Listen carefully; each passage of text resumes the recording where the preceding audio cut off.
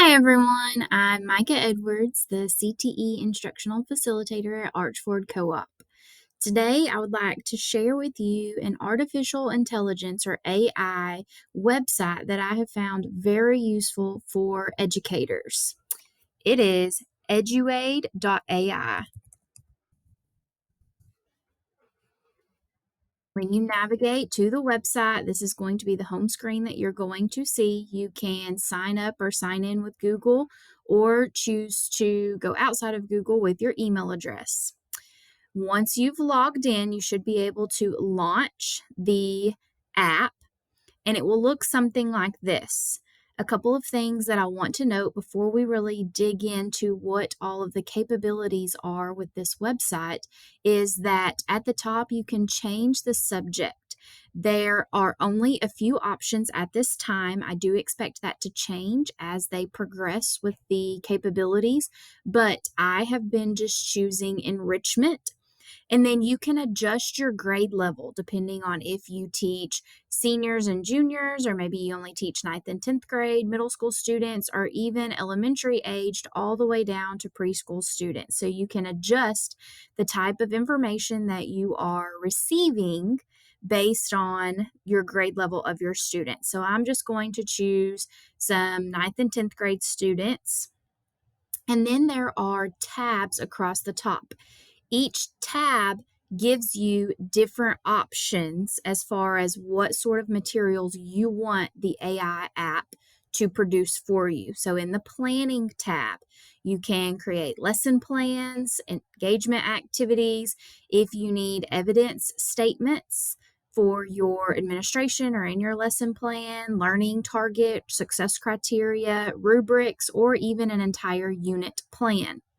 So, how this works is you choose whatever option it is that you want to create something for. So, I'm just going to choose a lesson seed. So, this is going to be a lesson plan outline.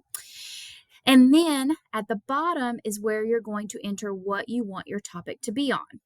Something that I want to point out and make sure everyone knows is that you can simply copy and paste from your frameworks and get this information as well. Or you can, of course, be more specific with your content area. So I'm just going to scroll down on the list of pathways and go to business finance. And then I'm going to pull up the personal finance frameworks. I'm going to scroll down just a little bit and pick a framework or a standard that I feel like is going to be good that I would be creating a lesson plan on.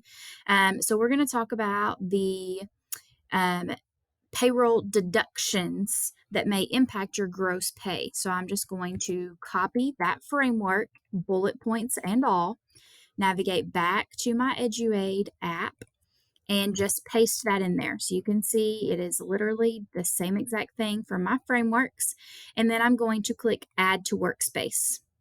Over here on the right hand side of your screen, this is your workspace. So this is where all of your results are going to tabulate, so to say. So you can see here is my understanding payroll deductions and gross pay lesson plan, what grade level, my objective. Notice that it has it scaled at the different levels based on Bloom's taxonomy. So different knowledge level, comprehension level, application level, analysis, and evaluation. Teaching strategies, cue sets. So, how are you going to introduce this topic? Some different ideas, brainstorming activities, using a visual cue or a scenario based cue. Activities that you can do during the lesson, assignment ideas, how you can encourage real world skill use for these standards. Closure questions, again, at different levels of that Bloom's taxonomy. Now, I can save this particular workspace, or I can continue adding to it. So since I'm going to use the same framework as I'm demonstrating all the different capabilities with this website, I'm just going to keep adding on to this. So I mentioned that there are different tabs here. So if I go to the information objects, I can create an anchor chart. I can get some direct instruction scripts. create lists, skits, or a slides outline, again, for my topic. Notice that unless I change it, it continues to stay the same input that I added earlier. So I'm going to create an anchor chart idea for this particular standard. So I'm just going to add it to my workspace. I'm going to scroll down because it continues to add to my workspace. So section 1, talking about federal income taxes, what I could put in that particular section of my anchor chart. Section 2 for state income, section 3 for FICA, and section 4 for those additional optional payroll deductions. And again, very consistent, giving me a summary and key points to add under each of those different sections of my anchor chart. I could then just copy and paste this into my anchor chart, or give these topics to my students if we wanted to write those things in myself. In the independent practice section. So this is where you can start coming up with ideas for students to do assignments. So one thing that I really like is this reading comprehension.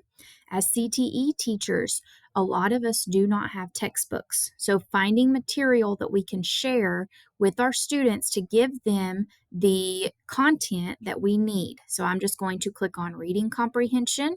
Again, add to my workspace, scroll down a little bit. After my anchor chart finishes up, it goes ahead and starts on what I could share with my students. So it gives them an introduction, gives them some details here, comprehensive questions to answer at the end of the content, a conclusion, and then it's even going to give you a word count as well. Supplemental worksheet, add to workspace. Again, just scroll down here and it's going to start adding my worksheet that I could just copy and paste into a Google Doc or Microsoft Word document and print out. Multiple choice questions, vocabulary, matching questions, scenario questions to where they have to apply their knowledge to answer or compute what those taxes may be. Riddle questions, critical thinking, real world applications, okay? And again, giving you the answers to those questions that you may need. Under the cooperative learning tab, this is where you get into group activities or games that your students might want to play. So we're going to start out and choose bingo. So again, just scroll down, add to my workspace, scroll down on my workspace below my previous worksheet that was just created, and now I'm going to have my bingo. Gives instructions for the students if they don't know how to play, sets up a sample bingo game for some of the different words that you could throw in there, and then gives you example call sheet questions as you're playing the game. Another one that I really like here is this think, pair, share. Add to my workspace, scroll down just a little bit. And so it's going to give me some questions that I can ask students to think about individually, then pair them up, tell them what to do or think about next, what to discuss, and then sharing out. Again, more questions for me to ask the entire class as a whole group. So this is a great little review activity that you can do with your students and get ideas for questions on how to engage with them. Even gives you an opportunity for an extension activity right here as well. The last tab is the questions tab. So we saw in our creation of our worksheet that it's easy to create matching questions, multiple choice questions with this particular app. So you can create even more that you may need for a quiz or a test or whatever the case may be. I really like this extension questions because it's scenario-based questions, which is exactly what our CTE content is about.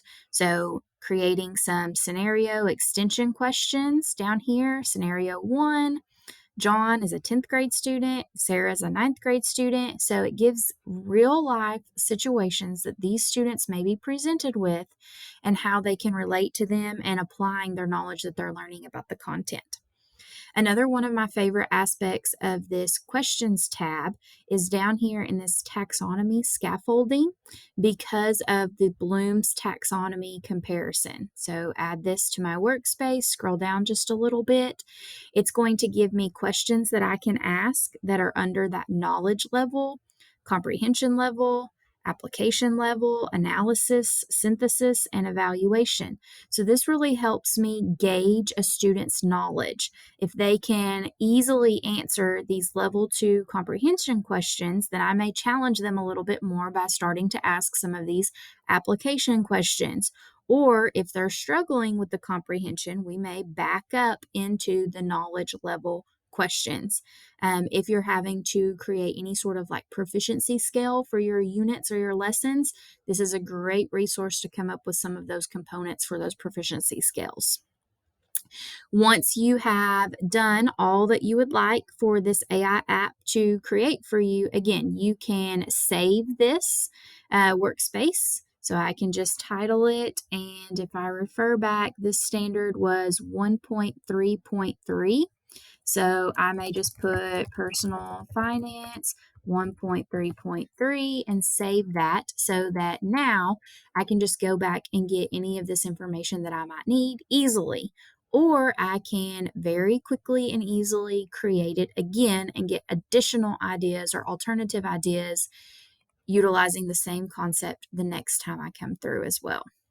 So, great resource here. Remember that you can change the subject and change the grade level that you want your information. So, even if you're teaching seniors, but maybe they're struggling, you can drop it down to some of the lower grade levels and get some alternative options there. Hope you guys found this beneficial.